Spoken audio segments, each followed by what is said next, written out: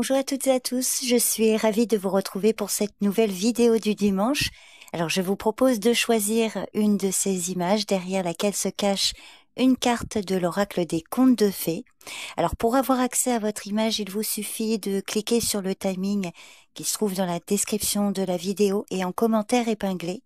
Alors ce message peut vous parler, concerner une situation en particulier et vous apporter un conseil, mais vous pouvez également juste écouter ce conte pour le plaisir, sans attendre nécessairement un message ou une prédiction derrière cette lecture.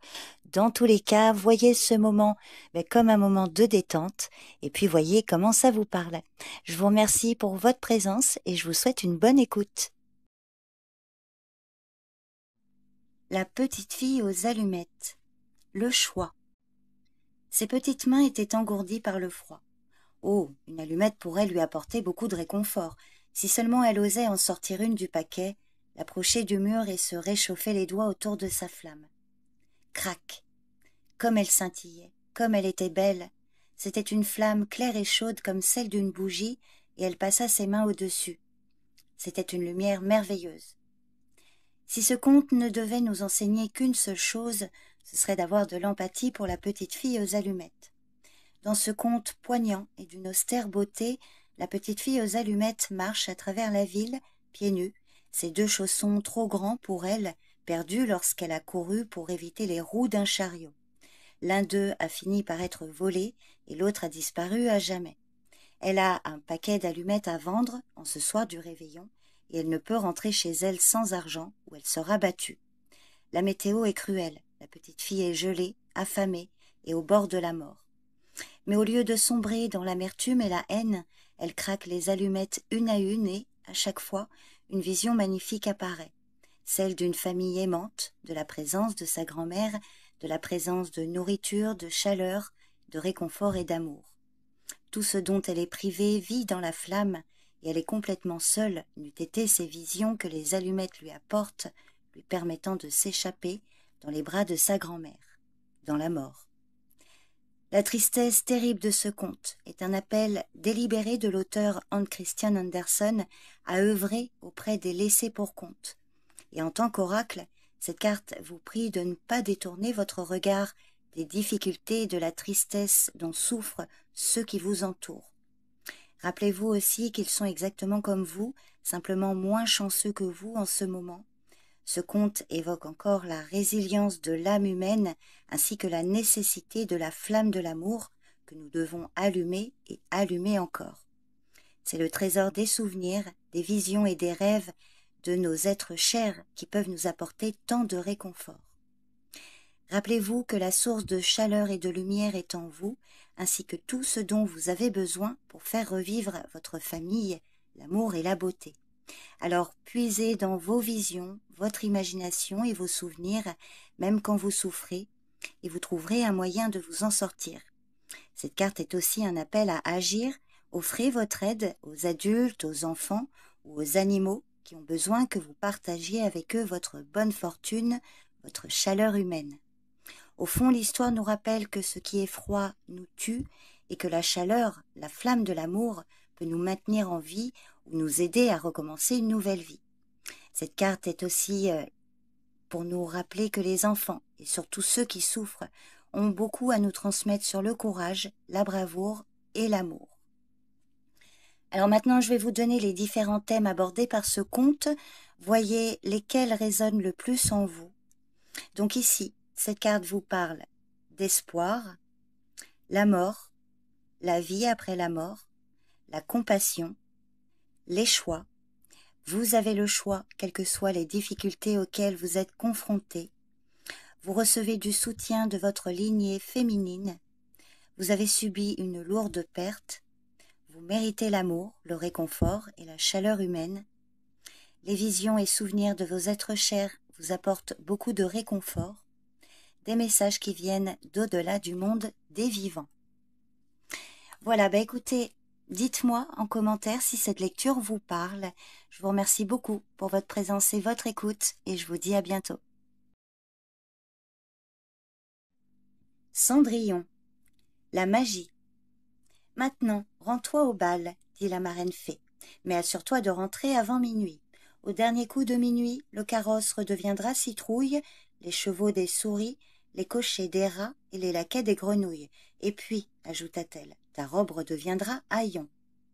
Sur cette belle image, nous pouvons voir Cendrillon à minuit pile, le moment de la transformation. À minuit, elle rentre chez elle, après avoir aperçu un autre monde, le temps d'un instant, un monde qui lui a été refusé pendant si longtemps. Elle est la seule personne à savoir comment elle a pu transcender les limites imposées par la classe sociale et par la famille, et l'expérience de cette seule et unique soirée va changer sa vie. Mais dans cette image, elle sait que le moment est venu de revenir à ce qui a toujours été sa réalité et d'attendre que la vérité émerge. Elle tient devant elle la montre de Gousset qui marque le moment où le monde change. Par ce geste, elle vous rappelle que vous aussi avez la capacité de voyager entre les mondes et de reconnaître des mondes apparemment interdits. Vous avez pu voir comment on vit de l'autre côté et rien ni personne ne pourra vous ôter cette expérience. Mais l'heure est venue pour vous aussi de rentrer. Il y a un temps pour le glamour, le mystique et la grande magie. Il y a un temps également pour le monde ordinaire. Toutefois, vous savez à présent qu'il y a de l'espoir, car ce n'est pas la fin de l'histoire pour la fille qui a passé sa vie dans les cendres de l'âtre, dans le froid et la poussière. On viendra bientôt frapper à votre porte, comme on a frappé à la sienne, et tout montrera alors qu'il est temps pour vous de sortir de l'ombre et de vous départir de la cruauté dont vous avez été victime pour devenir le point de mire d'une vie plus belle encore que celle dont vous avez jamais osé rêver. Et peu importe le nombre de personnes qui essaieront de vous évincer, personne ne pourra prendre votre place, car c'est votre destin et votre sort.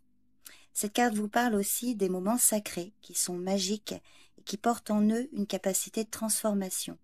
Quand vous faites un vœu dans un tel moment, vous pouvez être sûr qu'un changement aura lieu, comme dans le conte de Cendrillon. Alors maintenant, je vais vous donner les différents thèmes abordés par ce conte. Voyez quel point résonne le plus en vous.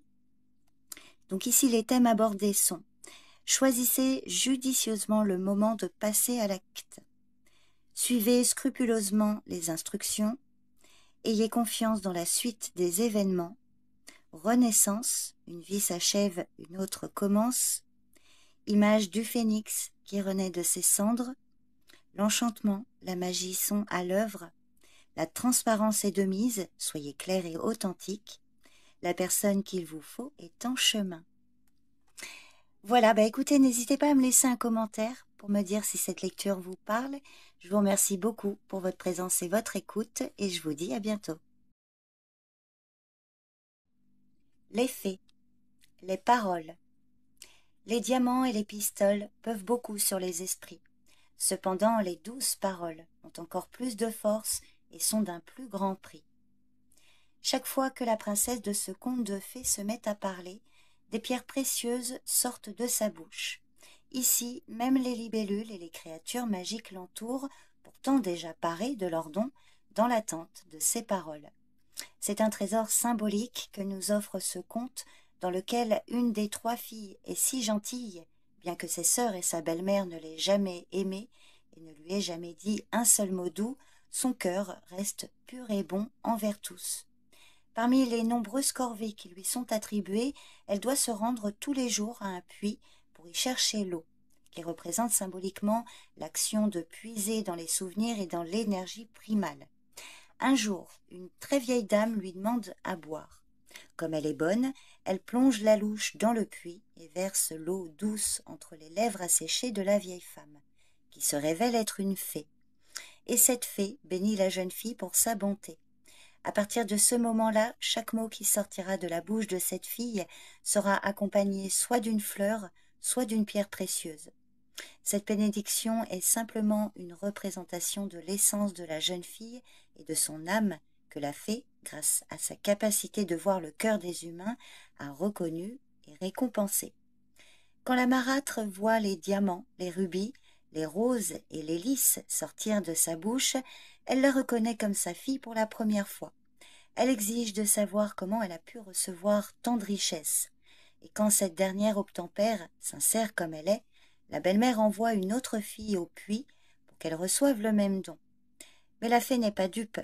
Elle se déguise à nouveau, et tandis que la sœur attend une vieille dame, une splendide reine apparaît qui lui demande de lui servir de l'eau. Au lieu de lui rendre service, la jeune femme lève les yeux au ciel et lui demande de passer son chemin. Bien sûr, la fée récompense cette action, mais au lieu de rubis, ce sont des crapauds et des vers de terre qui sortiront de sa bouche.